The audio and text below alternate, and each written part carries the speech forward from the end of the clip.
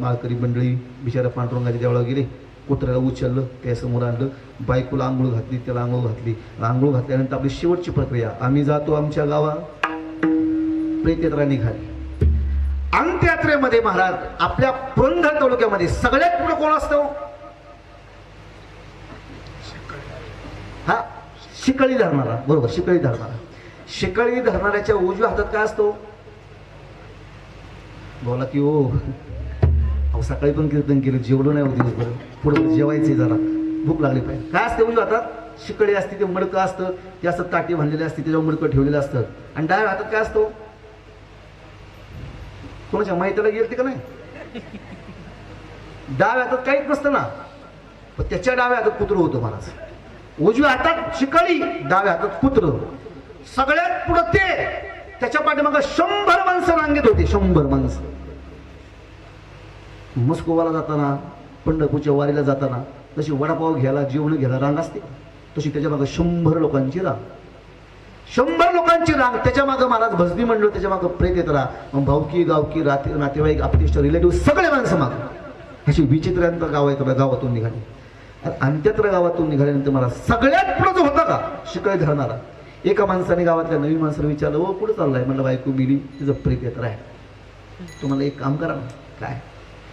मला बायको मिली सगळं ठीक आहे, पण एक कुत्र, ही 100 माणसं, हिला रांगेत, ही काय भानगडी? म्हणलं काही नाही, बायको मिली, तिचं प्रेत चालवले, तिची अंत्ययात्रा आहे, अंत्यविधी करायला आम्ही चाललोय. तो म्हणला बायको मिली? कशी मिली? काय म्हणे? हे कुत्र चावलं. ह्या कुत्र्याचे माझ्यावरती उपकार आहेत. काय सांगू आता कुत्र्याचे उपकार? कुत्र्याने तर सोडवले, मज निरंतर सोडविशी प्रपंचापासून म्हणे तिने सोडवले. तो म्हणला कुत्र चावून बायको मरते? मिली म्हणला माझ्या बायकोची, बघा मला प्रेतयात्रा चाललेली. तो 5 मिनिटं डोकं खाजत होता, आणि डोकं खाजवता खाजवता म्हणला, होय कुत्र चावून जर बायको मरत असेल तर उद्या हे कुत्र तुम्ही मला देताल का?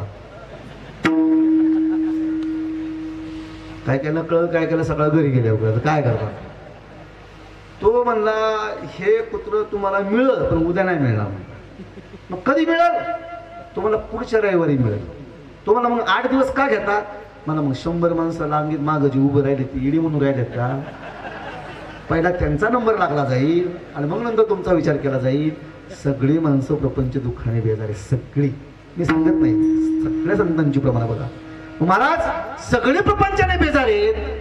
इथं समाधानाचा सुखाचा काही वाव नाही का? आहे ना? पुढे जावं लागेल. भीमा तिरी गोवसविले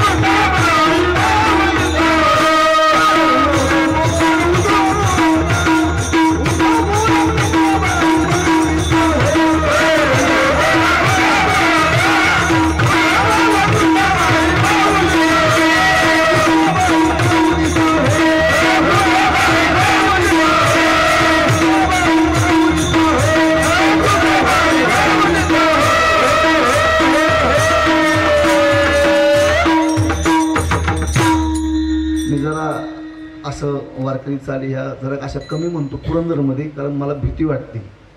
हां, का भीती वाटते?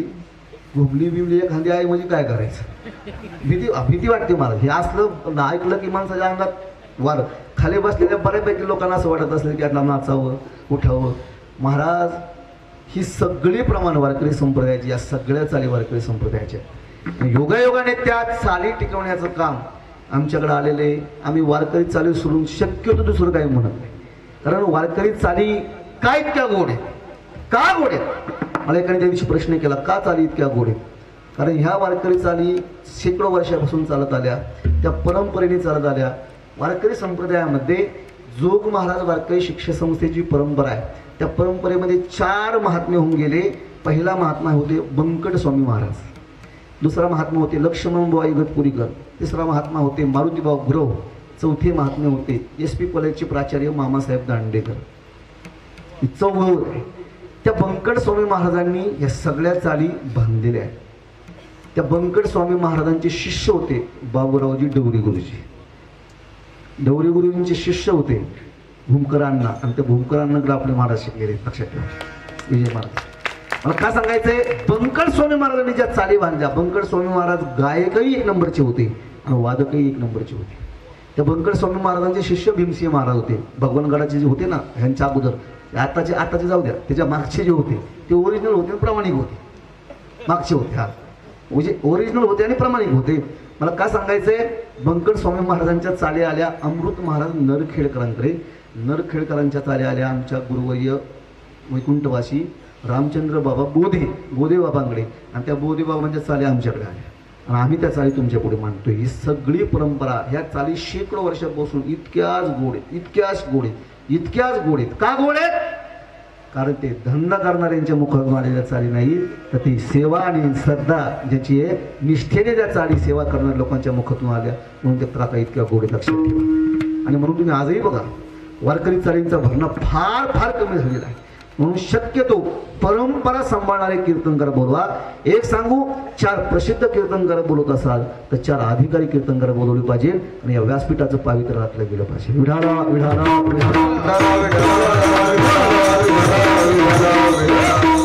काय होते, आमच्याकडे जरा ट्रेंड वेगळा आलेला आहे. लोकांना असं वाटतं 35,000चा कीर्तनकार बोलवलं म्हणजे सप्ताह चांगला झाला. साफ चुकीचं आहे. बोलवलं पाहिजे, नाही असं नाही, पण काही वक्ते अधिकारी बोलवलं पाहिजे. महाराज तुम्ही आजही बघा, कुंभमेळ्यामध्ये किती लोकांनी स्नान केलं? ह्यातलं कोण कोण कुंभमेळ्याला गेलं होतं सांगा बरं खरं. एकाने तरी हात वर करा की आम्ही कुंभमेळ्याला जाऊन आलो. महाराज कुंभमेळ्याला का? इथं आम्हाला सोपन काकाला जायला वेळ नाही, तुम्ही कुंभमेळ्यात सांगते. इथं मंदिर आहे सोपन काकाचं, आम्हाला इथं जायला वेळ नाही. कुंभमेळ्यात 75 कोटी लोकांनी स्नान केलेलं. किती? 75. जगभरातल्या 75 कोटी लोकांनी स्नान केलं. त्या कुंभमेळ्यामध्ये स्नान का करायचं? पाप व्हायला. क्या बात, पाप व्हायला. म्हणजे घरी केलेली पाप, प्रपंचात केलेली पाप, पदावर असताना केलेली पाप, ती पाप धुवण्यासाठी कुठं जायचं? कुंभमेळ्यात जायचं. कुंभमेळ्यात गेल्यानंतर महाराज ती सगळी पाप कुंभमेळ्यात धुतली जातात, अशी आपली श्रद्धा आहे.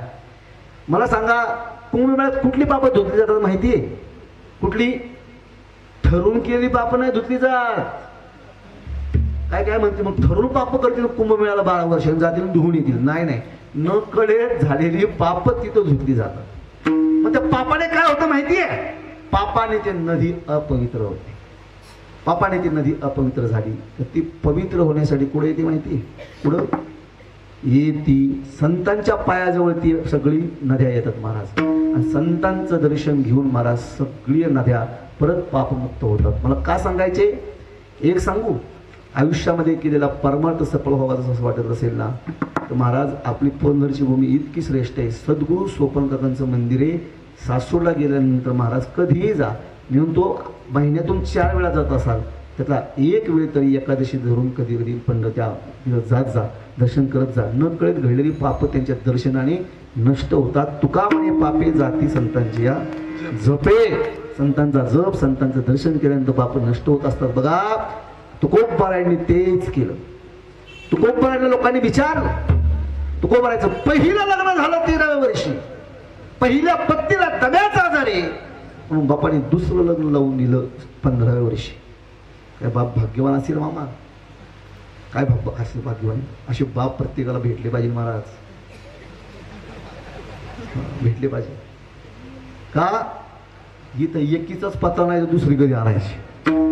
इथं असे बरेच असतील महाराज. पहिलीच भेटायची पंचायती. मला परवा एक जण भेटला महाराज, म्हणला महाराज तुम्ही अख्ख्या महाराष्ट्रावर फिरताय. म्हणलं हो फिरतोय. प्रत्येक गावात जाते. हो जातोय. म्हणजे मग आमचं एक काम करा ना, 50,000 देतो पण आमचा एवढा पोरगा ह्या वर्षी पिवळा करा. कळलं. मग त्याला पिवळा करायचा असेल तर मग आम्हाला कशाला बघायला सांगतात. जिजुला न्या, रविवारचा भांडारा लावून करा काय पिवळा त्याला. आम्ही काय ही कामं करायला जातो का. महाराज पहिल्या पत्नीला दम्याचा आजार आहे म्हणून बापाने दुसरं लग्न लावून दिलं. महाराज तुकोबाराय, त्या तुकोबारायांच्या परंपरेचा जर विचार केला ना तुम्ही आजही पहा. तुकोबारायांच्या 8 पिढ्या परमार्थ चालला होता. पंढरपूरच्या वारीचा 8 पिढ्या. 8 पिढ्या सांगतोय मी. तुकोबाराचे 8वे पूर्वज विश्वंभर बुवा. विश्वंभर बुवांच्या पत्नीचं नाव अमाई. अमाईला 2 मुलं झाले. एका मुलाचं नाव आहे हरी, दुसऱ्या मुलाचं नाव आहे मुकुंद. हरी आणि मुकुंद राजा रामदेव रायाच्या दरबारामध्ये नोकरीला होते. महाराज आक्रमण झाली. त्या आक्रमणामध्ये राजा रामदेवराच्या दरबारामध्ये असणारे हरी आणि मुकुंद परचक्रामध्ये मारले गेले. हरीची पत्नी गरोदर असल्यामुळे तिला मुलगा झाला. हरीचा मुलगा विठोजी, विठोजीचे पदाजी, पदाजीचे शंकर, शंकरचे कान्हैया, कान्हैयाचे बोलोबा, बोलोबा कनकय्या मातीच्या पोटी जन्माला आले जगद्गुरु तुकोबा.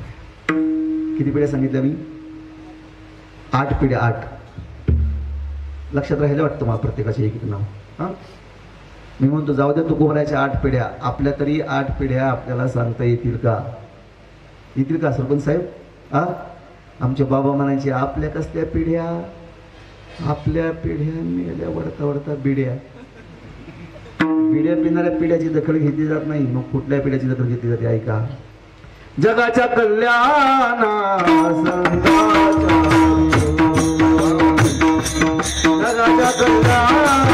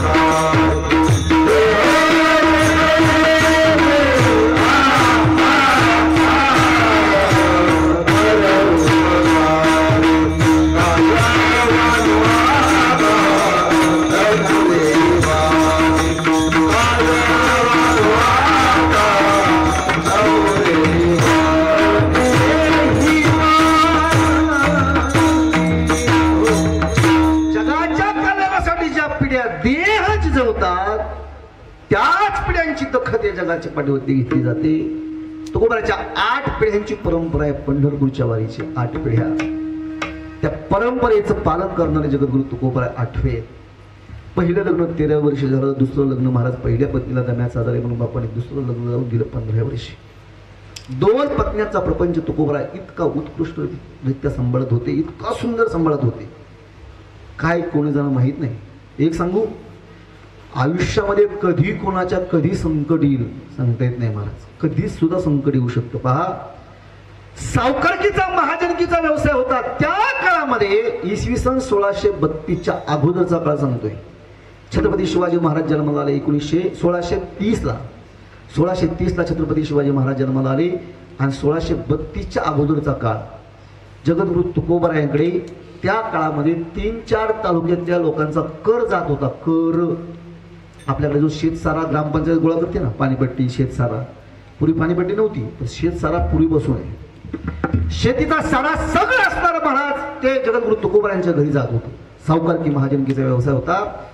ज्येष्ठवडीला पाऊस पडायच्या अगोदर लोक तुकोबारायांकडून काही मानधन पैसे घेऊन जायचे, काही धान्य धनदौलत घेऊन जायचे, शेतामध्ये पिकवायचे आणि 4-6 महिन्याने परत जास्तीचा सारा देऊन तुकोबारायांचं मिटवायचे.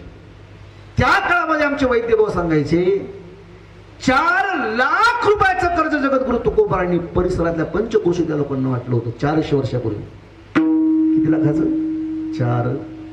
4 लाख रुपयाचं कर्ज वाटणारे जगद्गुरु तुकोबाराय इसवी सन 1632 साली दुष्काळ आला महाराष्ट्रावरती. पंचक्रोश संपूर्ण या भारत देशावरती दुष्काळ होता महाराज, प्रचंड दुष्काळ. त्या दुष्काळामध्ये महाराज पहिला इसवी सन 1632 ला सगळ्यात घटना काय घडली असेल तुकोबाराच्या घरी. तुकोबारायची असणारी वडील भाऊजाई म्हणजे मोठ्या भावाची बायको जागेवर मिली महाराज. हृदयात छातीमध्ये दुखू लागलं. दुपारी 12-1च्या दरम्यान तिने डोळे पांढरे केले. ऐन तारुण्यात पत्नी गेली म्हणून मोठ्या भावाला वैराग्य प्राप्त झालं सावजीला आणि सावजी घरातून निघून गेला. सावजी घरातून निघून गेला महाराज. दुष्काळाचं सावट आहे. इतका दुष्काळ आहे. पाण्याचा थेंब नाहीये महाराष्ट्राच्या मातीमध्ये. अन्नाचा कण खायला नाहीये. गुरंढोरं मरू लागली, गायावास्त्र मरू लागली. प्रचंड दुष्काळ. त्या दुष्काळामध्ये तुकोबारायांची वडील भाऊजाई गेली. भाऊ निघून गेला घरातून, आला नाही परत कधीच. त्याच्यानंतरच्या 2ऱ्या वर्षाच्या काळामध्ये तुकोबारायांचे आई वडील गेले. इसवी सन 1633 ला तुकोबारायांचा असणारा एक संतू नावाचा मुलगा होता 5-6 वर्षाचा. तो जागेवर मेला डोळ्यासमोर.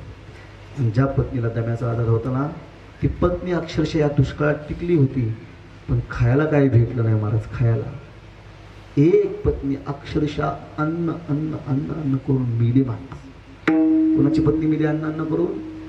ज्याच्याकडे 4 लाख रुपयाचं कर्ज वाटण्याची ताकद होती, सावकारकीचा महाजनकीचा व्यवसाय होता. 400 वर्षापूर्वीचे 4 लाख घरी जाऊन हिशोब करा किती पैसा असला महाराज. तो किती श्रीमंत असतो तुकोबाराय. सावकाराची पत्नी जर अन्न करून मरत असेल आणि ती पण डोळ्यासमोर मरत असेल महाराज. 1972चा दुष्काळ इथल्या लोकांनी काही पाहिलेला आहे मला नाही कळत, कारण मी 1989चा आहे. मला दुष्काळ नाही कळत. आमचे आजोबा सांगायचे शासन त्या काळामध्ये 2-2, 3-3 किलो गहू द्यायचं, रोजगार हमीवरती कामं करून घ्यायचे. आमच्या पानवडीच्या घाटाचं 72च्या वेळेचं काम झालेलं ते कुणीतरी आपण सुद्धा आप्पा इंगळे कुणीतरी केले ते का. दुष्काळामध्ये 2-2 किलो गहू दिले जायचे. मला सांगा 2 वर्ष कोरोना होता या महाराष्ट्राच्या मातीमध्ये, जगामध्ये कोरोना होता. असं एक तरी उदाहरण दाखवा की कोरोनाच्या काळामध्ये जेवायला नाही भेटलं म्हणून माणसं मेली. आहे का उदाहरण? नाही महाराज, एक सुद्धा उदाहरण नाही. 400 वर्षापूर्वी तुकोबारायांच्या घरी प्रचंड श्रीमंती होती पण 4 वर्षाच्या दुष्काळाने तुकोबारायांचा प्रपंच रस्त्यावर आला महाराज. भाऊजाई गेली, आई वडील गेली, मुलगा मेला, पत्नी डोळ्यासमोर अन्न करून गेली. दुष्काळ आटिले द्रव्य मेला मान श्री अन्न करता मेली. एक पत्नी अक्षरशः अन्न करून मरते. त्या दुष्काळाने तुकोबारायांनी संपूर्ण असणारा प्रपंच उद्ध्वस्त होताना पाहिला आणि कानोबाला विचारलं, कानोबा अरे आपल्या घरची परिस्थिती आहे तर देहू गावात काय परिस्थिती आहे? अरे लोक आत्महत्या करू लागली, लोक मरू लागली, मुलं ढोरं गायवास्त्र मरू लागली. त्या महाराष्ट्राच्या मातीमध्ये पाण्याचा थेंब नाहीये, अन्नाचा कण खायला नाहीये. आपण ज्यांना कर्ज वाटलं होतं ना त्या कर्जाच्या वया घेऊन ये, कारण आता आपल्याला कोणाचं देणं नाही आणि आपल्याला कोणाचं घेणं नाही. हे कर्जाच्या वह्या घेतल्या जगद्गुरु तुकोबारायांनी आणि इंद्राणीच्या डोहामध्ये त्या वह्या बुडून दिल्या.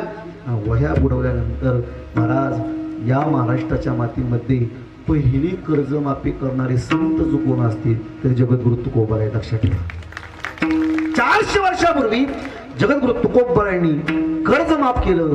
आजच्या सरकारला आदर्श घालून गेला. अरे लोक मरत असतील ना, लोक आत्महत्या करत असतील ना, तर पहिला त्यांचा 7-12 कोरा केला पाहिजे. हा आदर्श माझ्या तुकोबारायांनी 400 वर्षापूर्वी घालून गेला. लक्षात ठेवा, 7-12 कोरा केला महाराज. मला कोणाचं घेणं नाहीये आणि मला कोणाचं देणं नाही महाराज. ज्यांनी 7-12 कोरा केला त्यांच्या परंपरेवरती आत्महत्या करण्याची वेळ येते केवळ 30 लाख रुपयासाठी. पाहिलं उदाहरण 2 महिन्यापूर्वी गेले ना, 1 नंबरचा कीर्तनकार होता. खरं सांगू, माझ्यावरतीही संकट आलं होतं 8 महिन्यापूर्वी. आवाज गेला, भांडवल संपलं ना. महाराज बोलले, चालू कीर्तनामध्ये माईचा शॉक लागला, आवाज गेला. म्हणलं आता संपलं आपलं, 25 वर्ष जे मिळवलं ते सगळं संपलं, आता काय करायचं. पण महाराज या 8 महिन्यात या पुरंदर तालुक्यामध्ये अशी काही देव माणसं आहेत की त्यांनी मला सांभाळलं. त्या देव माणसांमध्ये मोरे मामाचा पण नंबर लागतो, लक्षात ठेवा. तर मोरे मामाने सुद्धा सांभाळले मला. का सांगतो मी, एक सांगू, कीर्तनकार तालुक्याचा जिवंत ठेवला. अशी 2-4 गाव आहेत ज्यांनी क्लास सुरू केले. क्लास करा महाराज, काहीतरी पोरांना शिकवा, पण तुम्ही तुमच्या जीवनामध्ये खचून जाऊ नका. 8 महिने भोगलं महाराज आणि इतके चांगले दिवस सुरू झाले, इतके. एक सांगू, पूर्वीची एक म्हण होती, सबर का फल मिठा होत आहे. आणि माणसाच्या जीवनामध्ये दुःख आली पाहिजे, दुःख आली पाहिजे. लोक दुःख आले की हातबल होतात. दुःखाचे 3 प्रकार पाहायला भेटतात: सात्विक, राजस आणि तामस. तामसी माणसं दुःख आली ना, एक तर वेडी होतात ना, तर आत्महत्या करतात. तामसी माणसं दुःख आल्यानंतर वेडी होतात किंवा आत्महत्या करतात. राजस माणसं असतात ना, दुःख आल्यानंतर महाराज काय करतात माहिती, व्यसनी होतात. व्यसनी राजस माणसं व्यसनी होतात. डोक्यातले विचार. मला एकाने विचारलं, म्हणजे महाराज तुम्हाला काय माहिती व्यसनात काय आनंद आहे. मला व्यसनात काय आनंद आहे तुम्हाला काय माहिती. म्हणलं व्यसन काय करतं रे. म्हणला व्यसन बुद्धी बंद करतो. म्हणला मग त्यांनी मला विचारलं, महाराज व्यसन केलं पाहिजे. मला म्हणते व्यसन केलं पाहिजे. मी म्हणलं नक्कीच केलं पाहिजे. माझा प्रश्न आहे तुम्हाला असा आहे, व्यसन खरंच केलं पाहिजे का हो. तुम्ही काय म्हणा अगर न म्हणा, पण मी सांगतो व्यसन केलं पाहिजे. रेकॉर्डिंग चालू आहे म्हणून बोलतो बरं. व्यसन केलंच पाहिजे. पण पुढची गोष्ट ऐका, तुमच्या डोक्यात जे व्यसन आहे ना, ते व्यसन वेगळं आहे. मला जे व्यसन सांगायचे ना, ते व्यसन वेगळं आहे. ज्याला व्यसन करायचं ना, त्याने 5 गोष्टी सांभाळायच्या. कुठल्या? पहिली गोष्ट सांभाळायची, आर्थिक हानी नाही झाली पाहिजे. व्यसन करत असताना आर्थिक हानी नाही झाली पाहिजे. व्यसन करत असताना शारीरिक हानी नाही झाली पाहिजे. व्यसन करत असताना कौटुंबिक हानी नाही झाली पाहिजे. व्यसन करत असताना सामाजिक हानी नाही झाली पाहिजे. आणि व्यसन करत असताना बौद्धिक हानी नाही झाली पाहिजे. या 5 हान्या सांभाळायच्या आणि बिंदास व्यसन करायचं. काय काय लोक म्हणते डोक्यावर परिणाम झाला काय. व्यसन करायचं म्हणजे आर्थिक, व्यसन करण्यासाठी पैसा तर लागतो, आर्थिक हानी होते. बरं ते व्यसन शरीरामध्ये उतरवण्यासाठी शारीरिक हानी तर आहेच. बरं ते शरीरात गेलं ते गप असतं का. पाहिली का कधी माणसं व्यसन करून घरात गप पडले नाही पडत. त्यांना ताकद येते, धाडस होतात, ऊर्जा येते. आणि तरी महाराज कुटुंबाला, म्हणजे कोण बायकोला मारते, कोण महाराज पोरांना मारते, कोण पुरीला मारते. आणि कुटुंबात एखादं रांगलं पोरगा असतं त्याने हाताखालून काढलं की ते गावात जाते चावडी. कुटुंबाची हानी. आणि कुटुंबाने मारल्यानंतर गावात येते, समाजाला त्रास देते. समाजाने बेदम मारलं की बेशुद्ध पडते. बौद्धिक हानी, आर्थिक हानी, शारीरिक हानी, कौटुंबिक हानी, सामाजिक हानी आणि बौद्धिक हानी.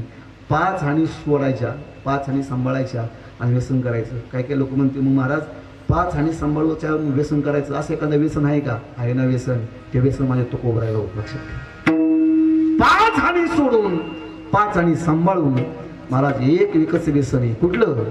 आम्हा विठ्ठल जीवन, आम्हा विठ्ठल चिपुळिया धनुता, चिपुळिया धनु गोड लागे, गोड लागे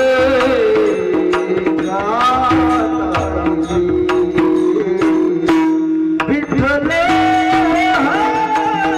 हा चित्री, विठ्ठल हा चित्री,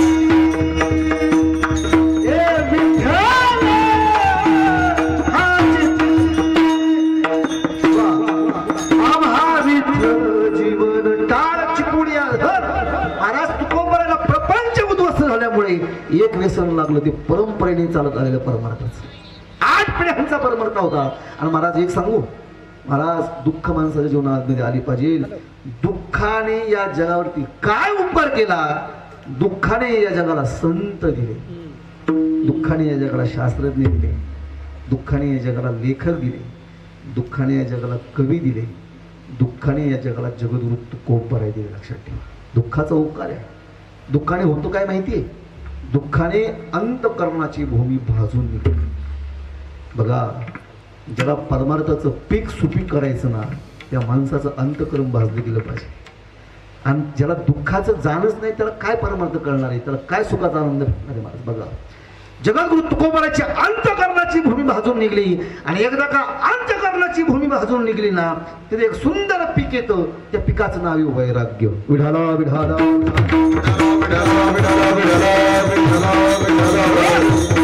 वैराग्य सारखं पीक जगद्गुरु तुकोबरायला प्राप्त झालं. ज्या तुकोबरायांना गावामध्ये नाव होतं तुकाराम शेठ या, तर तुकाराम महाराजांचा पैसा निघून गेला, प्रपंच रस्त्यावर आला. तर तुकोबरायला लोक नाव ठेवू लागले.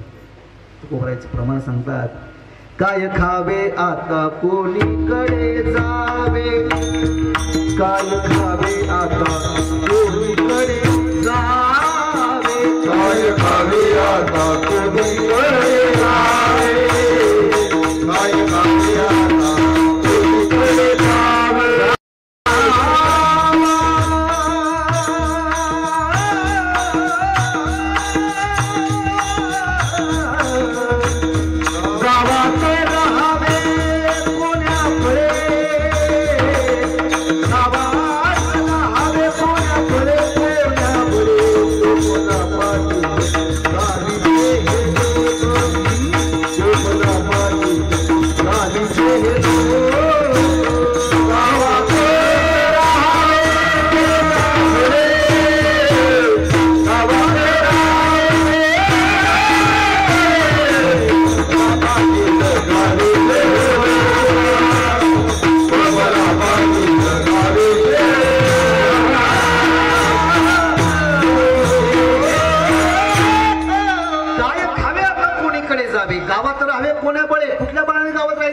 सगळी बळ निघून गेली तुकोबरायची, प्रापंचिक बळ निघून गेलं. तुकोबरायचं शारीरिक बळ सुद्धा साथ देत नव्हतं. बघा, एक वेळाशी गावात राहावे कोण्या बळी. कोपला पाटील, गावचा पाटील पण कोपला महाराज. गावातले लोक तुकोबरायला नावं ठेवू लागले. आणि मी या सगळ्या गोष्टीचा अनुभव घेतला. जोपर्यंत माणसाकडे पैसा आहे ना, तोपर्यंत लोक त्याला सलाम करतात, या या खुर्ची बसायला देतात. मग त्याचं नाव जरी राम असतं ना, रामदास साहेब, मग त्याच्या पुढे मग पदव्या पैशावाल्याचे बरं ते काम. मग पैसा गेला ना महाराज कोणी विचारत नाही. सब पैसे के भाई, दिल का साथी नहीं रे कोई, सब पैसे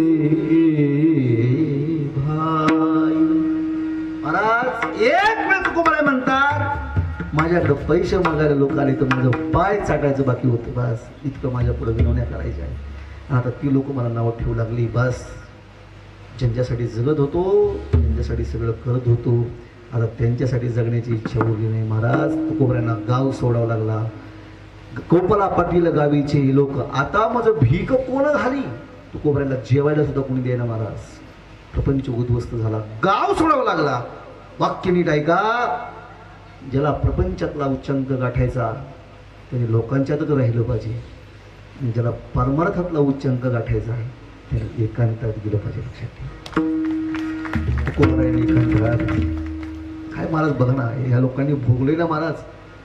आपल्या समोर महाराज ऊर्जा देण्यासाठी ऐक सांगू, वारकरी संप्रदायात माझं असं मत आहे, माणसं डिप्रेशनमध्ये गेल्यानंतर जी माणसं आत्महत्या करतात ना, दारू पिऊन मरतात, औषध पितात, पिटून घेतात, विहिरीत जीव देतात, ह्या सगळ्या लोकांना माझं एक सांगणं आहे, प्रचंड दुःख आल्यानंतर ज्या दिवशी तुमच्या मनामध्ये आत्महत्याचा विचार येईल ना, त्या दिवशी फक्त आत्महत्या करण्यापूर्वी एकदा तुकोबरायचं चरित्र वाचा आणि मग तुम्हाला कळेल की काय जीवनामध्ये बदल होतो. लक्षात घ्या, एकदा तुकोबरायचं चरित्र वाचलं पाहिजे. त्याचं कारण सांगतो ऐका.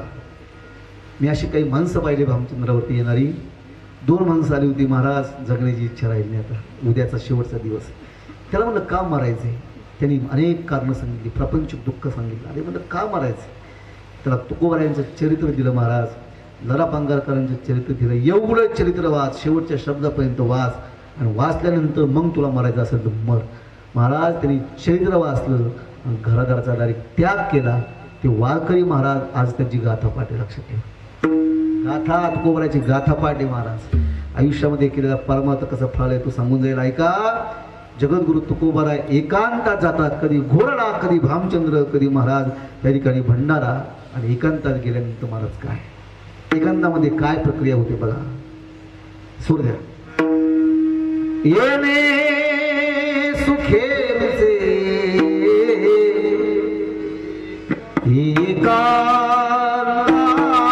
एकांताचा वास, येणे सुखेचे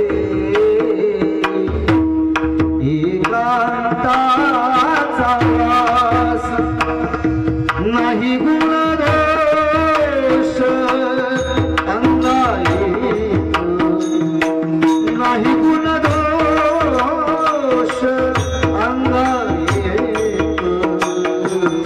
वृक्षबंदी आमासोहरी वनचरी, वृक्षबंदी आमासोहरी वनचरी, पक्षी सुस्वरे आलवी, वृक्षबंदी आमासोहरी वनचरी, वृक्षबंदी आमासोहरी वनचरी.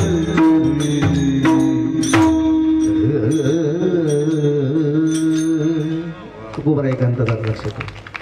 एकांतात जाऊन भजन करतात, नामस्मरण करतात, इतकं भजन करतात. पांडुरंग ध्यानी पांडुरंग मणी, जागृती स्वपनी पांडुरंग, दिनरजनी हाची धंदा, गोविंदाचे पवाडे अनिक काही नेले धंदा, नित्य ध्यात असे गोविंदा. रात्र न कळे दिवस न कळे,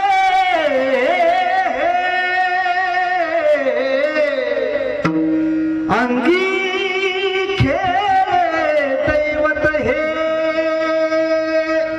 रात्र कळत नव्हता, दिवस कळत नव्हता. काही माणसं तुकोबराला भेटायला गेली. महाराज पत्नी गेली, आई बाप गेले, सगळी माणसं प्रपंच उद्ध्वस्त झाला. जवळी संसार बैसोळंगणी ही अवस्था महाराज तुमची आहे. संसाराच्या नावे घालून या शून्य ही अवस्था तुमची महाराज. प्रपंच उद्ध्वस्त झाला, तुम्ही रस्त्यावर आला तर इतक्या आनंदानं भजन करताय. काय मिळतंय? ही कुठली संपत्ती आहे? तुकोबराने त्याचं उत्तर दिलं अभंगाच्या पहिल्याच्या. ऐसिया संपत्ती आमास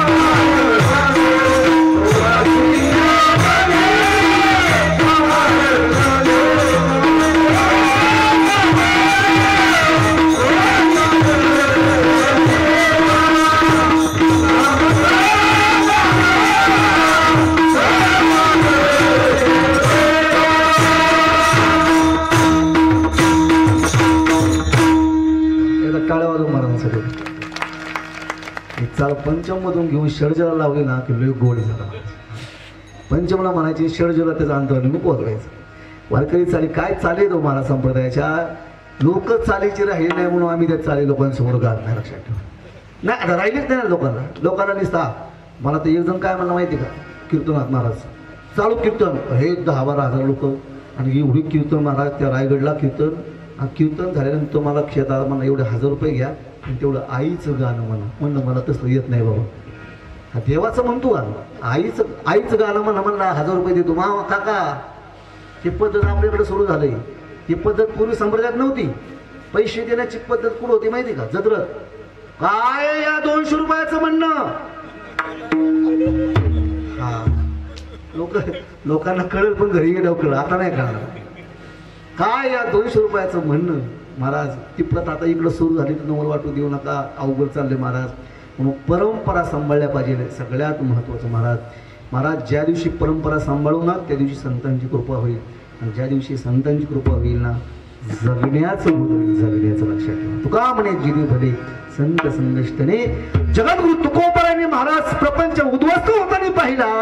लोकांनी विचारलं महाराज इतकं सगळं भोगलंय तरी सुद्धा परमार्थ करताय. तुकोबराने त्यावेळेस सांगितलं ही परंपरा आमच्या आडपिढ्यांची. आत्महत्या करण्यासाठी डोंगरावाला होतो ना, परंपरा ठेवली आठपिढ्यांची परंपरा. काय भोगत होती आठपिढ्यांची परंपरा, पंढरीची वारी आहे माझे घरी आणि कनकरी तीर्थव्रत. पंढरपूरची वारी होती माझ्या घरी बास. का अजून काय होतं, माझ्या वडिलांची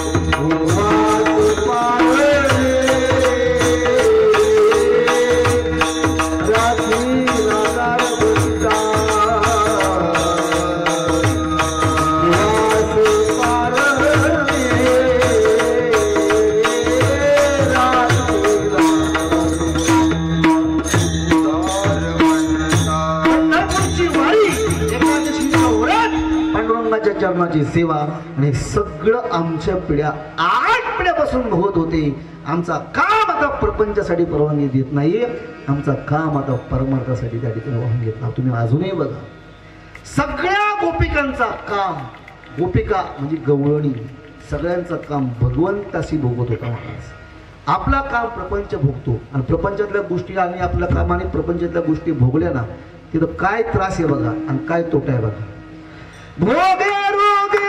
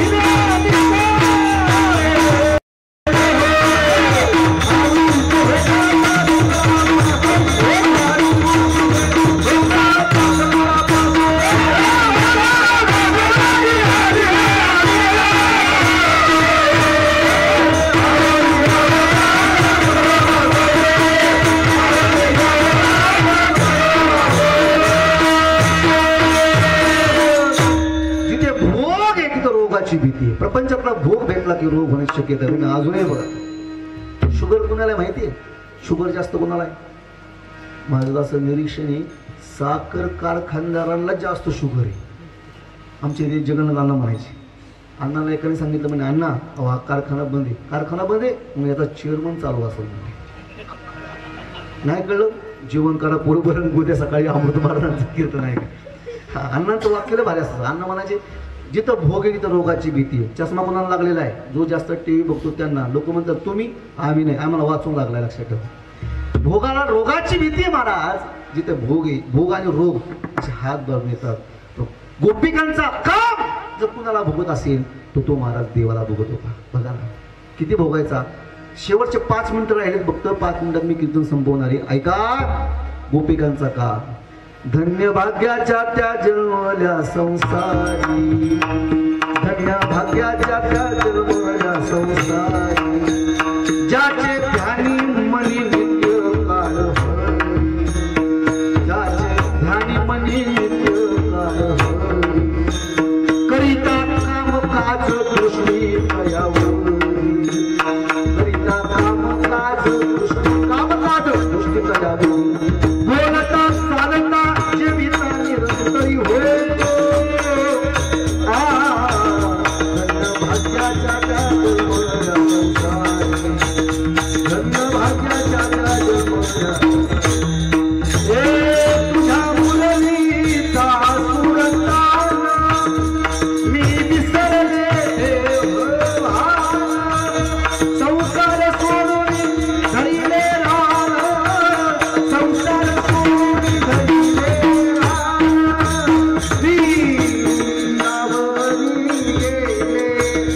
मी वृंदावनी गेले आहार सावलिया, वाजवली मुरली आहार सावलिया, वाजवली मुरली. सावचंद्र विसरून गेल्या, विसरून गेल्या, देहभाव हरपला, समाधी मनी तुच्छ वाटती, तेथे हरिकथा मना विश्रांती. नंदनंदन नंदनंदन मुरलीवाला, नंद नंदन मुरलीवाला,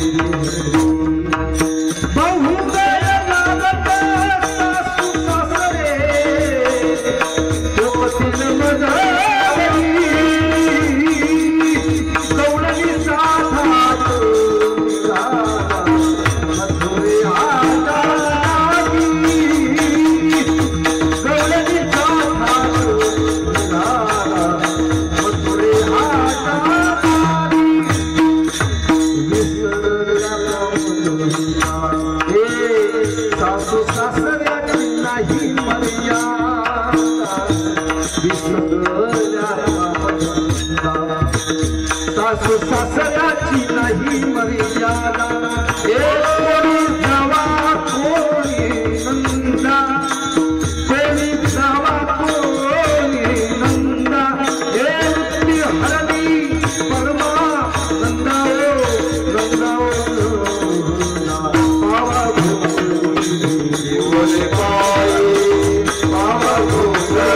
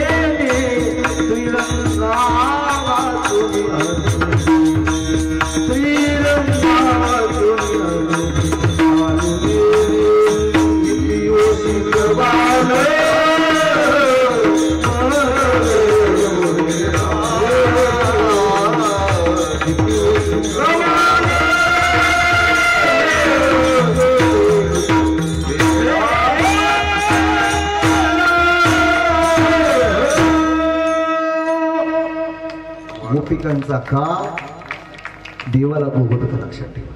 काम तो कामना भोगी तसे देवा. अलिंगणे हिबा चरण चुंबी विढोबार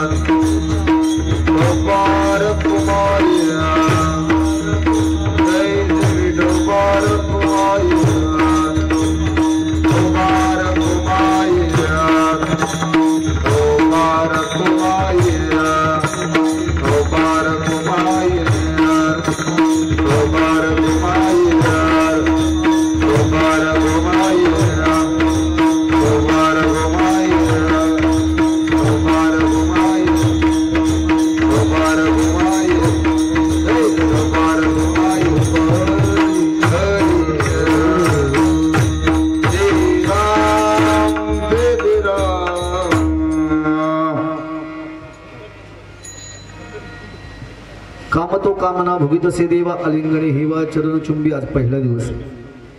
काय कीर्तन दोन प्रकारचे असतात. लक्षात ठेवा. एक मनाचं रंजन करणारी कीर्तन आहेत आणि एक आत्म्याचं रंजन करणारी कीर्तन आहेत. मनाचं रंजन करण्यासारख्या कीर्तनकारांना मनोरंजन म्हटलं जातं आणि आत्म्याचं रंजन करणारी जी कीर्तन आहे तिथे एक नाद तयार होतो. ब्रह्मीभूत काया होतसे कीर्तन भाग्य तरी ऋणी देवाईसा देव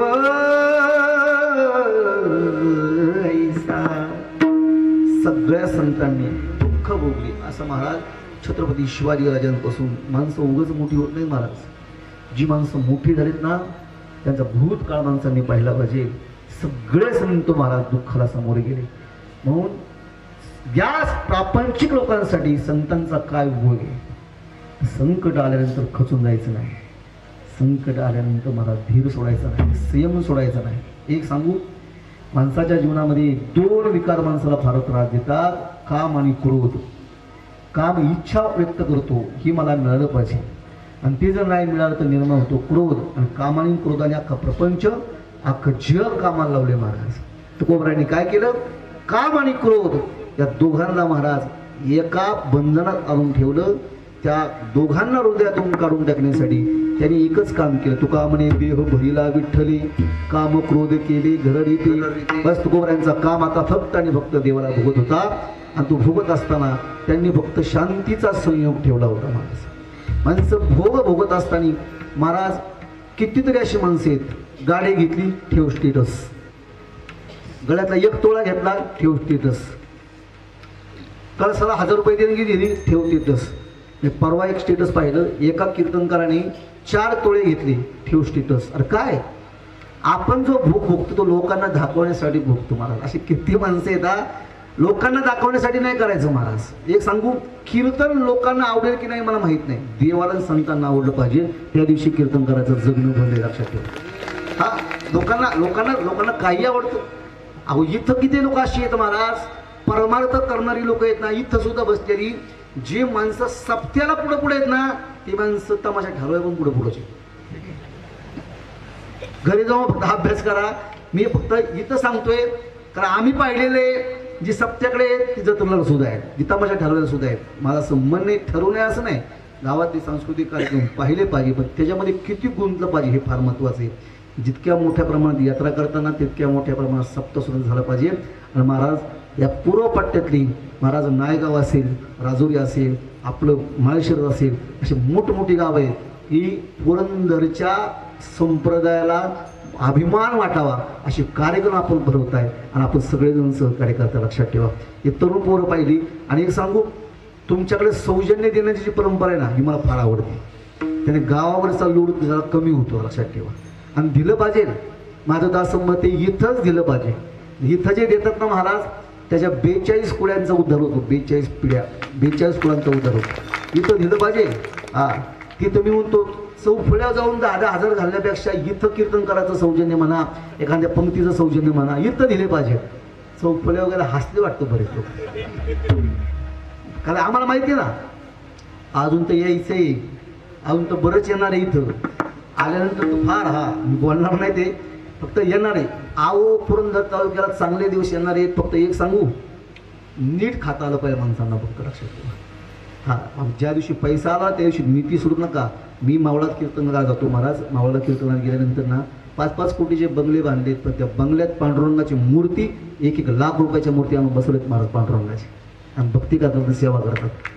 पैसा मिळाला तरी पुढे खर्च केला पाहिजे हे कळलं पाहिजे. आणि ज्या दिवशी हे सगळं कराल ना त्या दिवशी प्रपंच सुखी होईल, पोरबाळ सुखी होतील. नाही तर आलेला पैसा चुकीच्या ठिकाणी जर खर्च केला ना, चुकीच्या ठिकाणी खर्च केलेला पैसा त्या पिढ्या शाप देतील, आपल्या पिढ्या नरकात जातील. लक्षात ठेवा. म्हणून भोगत असताना शांती ठेवली पाहिजे, संयम ठेवला पाहिजे. तुकोबारांनी तोच केला. शांतीच्या संयोगी निरसला ताप. तुकोबारांचा सगळा ताप जाय त्रिविध येतो ताप. तिन्ही प्रकारचे ताप गेले. आणि तुकोबारांची एक दृष्टी अशी झाली, तुका म्हणे पाहे तिकडे सारिके आपुल्या पारिखे निरसने.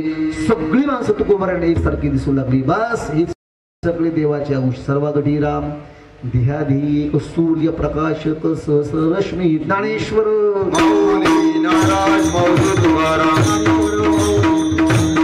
माऊली ज्ञानेश्वर माऊली नाराज माऊली तुकाराम.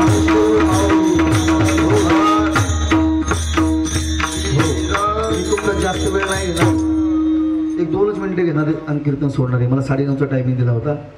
पहा खरं तर आपल्या पुरंदर तालुक्यामध्ये लोक भरपूर आहेत, पण परमार्थ महाराष्ट्रभर पोहोचवणारी जर कमी आहेत. लक्षात ठेवा. ठराविक बोटावर मोजणे एवढी 4-5-7 कीर्तनकार असतील.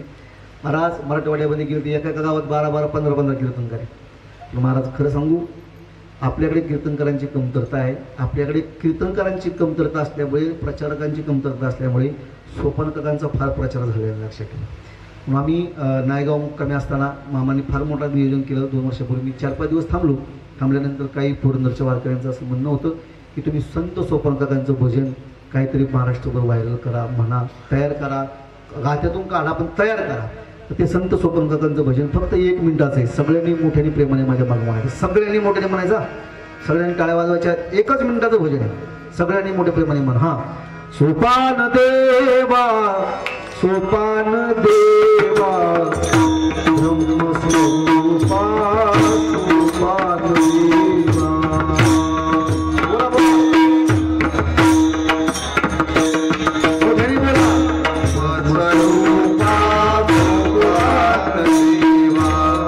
एकदा पुरुष मंडळी म्हणतील, एकदा माता भगिनी म्हणतील, सोपान देवा सोपान देवा ब्रह्मस्वरूपा सोपान देवा. बोला देवा ब्रह्मस्वरूपा. एकदा माता भगिनी सोपान देवा सोपान देवा ब्रह्मस्वरूपा सोपान देवा सोपान देवा ब्रह्मस्वरूपा. ए पांडुरंग धया सोपान देवा पांडुरंग धया सोपान देवा निवृत्ती सखया सोपान देवा निवृत्ती सखया सोपान देवा ज्ञानेश्वर भया सोपान देवा ज्ञानेश्वर भया सोपान देवा.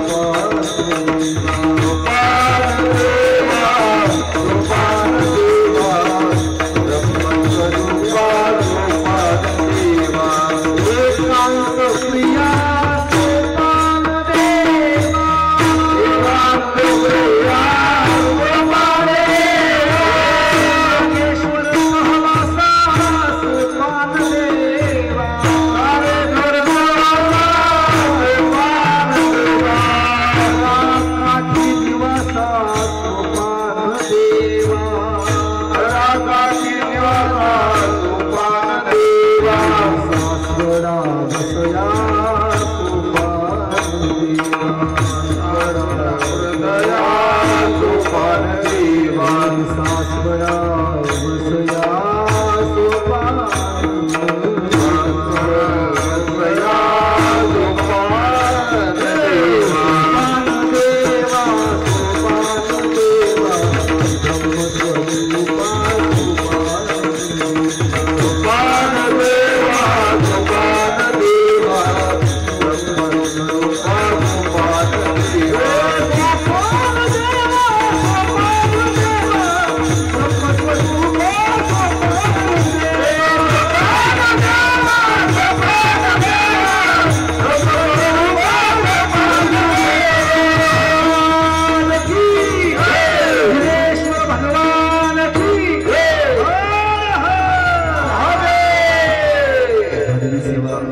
पुरेश्वराच्या संत स्वप्नदादांच्या चरणावरती समर्पित करतो. पुनश्च एकदा आज पहिला दिवस आहे त्यामुळे जास्त नाही. खरं तर अनेक महाराष्ट्रातील दिग्गज कीर्तनकारांची कीर्तन या आपल्या व्यासपीठावरती येतात. उद्याचं कीर्तन सुद्धा छान आहे. सगळी कीर्तनं छान आहेत. आज जितक्या संख्येने उपस्थित राहिलात एक सांगू, आयुष्यामध्ये कितीही पण प्रयत्न करा पण परमार्थासारखा आनंद हा सुख सोळा स्वर्गी नाही. म्हणून आपापल्या घरची सगळी माणसं जरा इकडं आणि माझं असं मत आहे लहान लहान पोरं जरा इकडे जास्त घेऊन, कारण आज त्या पिढीला संस्कारांची गरज आहे. एक जरी आणि कीर्तन ऐकत असताना एका जरी मुलाच्या अंतःकरणामध्ये परिवर्तन झालं ना तर 46 वर्ष सप्ताह केल्याचं चीज होणार आहे. लक्षात ठेवा 46 वर्ष. म्हणून लोकांचे अंतःकरण परिवर्तन झाली पाहिजे. परिवर्तन झालं पाहिजे हो, त्याचं नाव कीर्तन आहे. आता किती पैसा खर्च करून जर आपल्या अंतःकरणात परिवर्तन होत नसेल ना, माझं असं मत आहे सप्ताह जिथं आला ना सप्ताह सगळ्या पक्षाची लोक तिथं एकत्र आली पाहिजे. सप्तेच्या वेळी बरं, सप्तेच्या वेळी सगळे तुमचं राजकारण निवडणुकीपुरतं मर्यादित आहे. राजकारण जर 5 वर्ष डोक्यात ठेवलं ना गावातला एकही सांस्कृतिक कार्यक्रम पार पडणार. लक्षात ठेवा. शहाण्या माणसाचे लक्षण सांगू काय, निवडणुकीपुरतं आणि निकालाच्या दिवसापुरतं निकाल लागला की त्याने डोक्याचं राजकारण काढलं पाहिजे आणि त्यांनी गावचा गावपणा जपला पाहिजे. लक्षात ठेवा. ज्या दिवशी ह्या विचाराचे लोक गावात राहतील ना त्या दिवशी गावचा गावपणा, गावची परंपरा, गावचे सप्ते, गावचा सांस्कृतिकपणा सगळ्या प्रकारे मोठ्या प्रमाणात त्या ठिकाणी पार पडतील.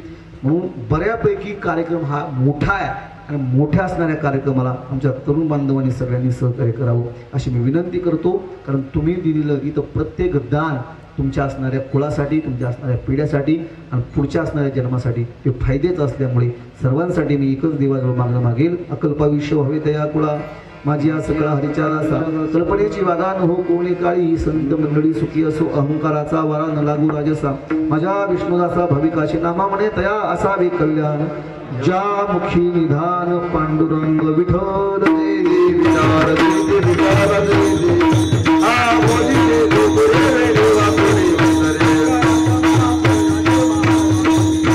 आ रे पारुरा दे दारे तुकावने दारे करा दारे दारे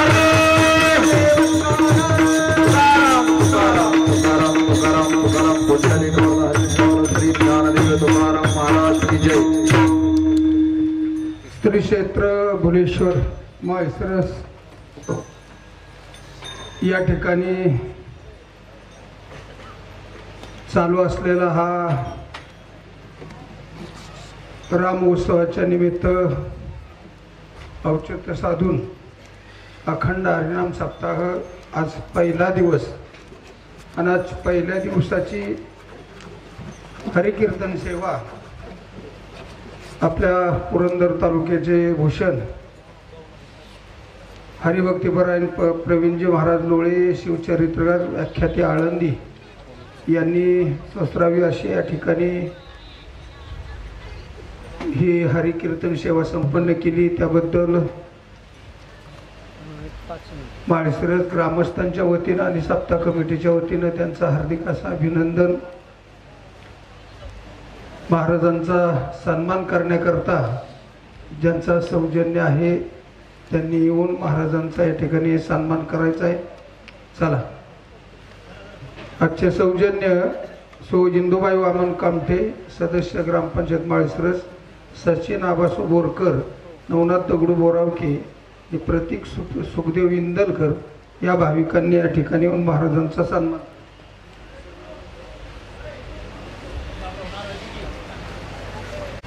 पुंडलिक वरदा विठ्ठल श्री ज्ञानदेव तुकाराम पंढरनाथ भगवान की जय. माऊली ज्ञानेश्वर महाराज की जय.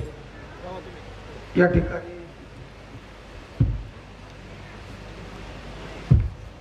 त्या अन्नदात्यांना सकाळी ज्यांची अन्नदानाची पंगत होती आणि आत्ता जे अन्नदान ज्यांची पंगत आहे त्या भाविकांना या ठिकाणी आपल्या गावचे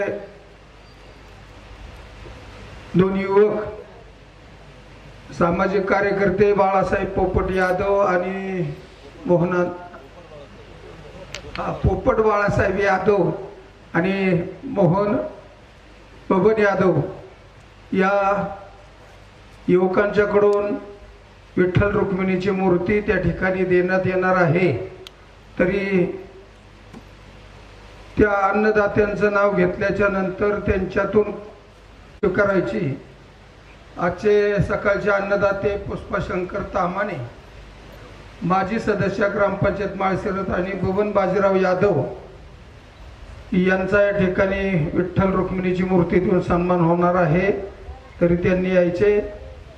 या ठिकाणी पोपट बाळासाहेब यादव आणि मोहनांना यादव यांनी समोर यायचे. इथं चला. कुठं आहे ते? मारुती खेंगरे, पोपट ज्ञानोबा खेंगरे, वामन शंकर जगताप, एकनाथ पंढरीनाथ यादव, ज्ञानेश्वर शंकर यादव, वामन शंकर जगताप, विलास निवृत्ती खेंगरे, बाळासाहेब तोंडीबा खेंगरे मूर्ती शो करायची बरं का. आताचे जे कीर्तन सौजन्य आहे ते उद्या मंगळवार दिनांक 1/4/2025 उद्या दुसऱ्या दिवसाची हरिकीर्तन सेवा ज्यांचं सौजन्य आहे अशोक बापू यादव, उपसरपंच ग्रामपंचायत माळशिरस, सुखदेव मराठे सदस्य ग्रामपंचायत माळशिरस, सदाशिव बापू डोंबाळे माजी सरपंच ग्रामपंचायत माळशिरस भाविकांचं सौजन्य आहे. आजचा जागर आहे पोंडे टेकवडी. उद्या मल्लिकार्जुन भजनी मंडळ नाहुरा यांचा त्या ठिकाणी हरिजागर होईल. उद्या सकाळची जी पंगत आहे ते दिलीप निवृत्ती यादव, दत्तात्रय श्रीपती यादव, बाबूराव सकाराम यादव, सुभाष चंद्रकांत यादव, कृष्णा तुकाराम यादव या भाविकांची होईल. उद्या संध्याकाळची जी पंगत आहे ते माळशिरस विविध कार्यकारी सेवा सहकारी संस्था सर्व संचालक मंडळाच्या वतीनं त्या ठिकाणी संपन्न होईल. आणि या ठिकाणी ज्ञानेश्वरी भाविकांना देण्याकरता आपल्या गावचे सामाजिक कार्यकर्ते, ग्रामपंचायत सदस्य आणि शिवसेनेचे कार्यकर्ते राजेंद्र भोलाजी यादव गद्रे यांच्याकडून ज्ञानेश्वरी वाटप कार्यक्रम होता. पण कार्यक्रम तो अशामुळे स्थगित केलेला आहे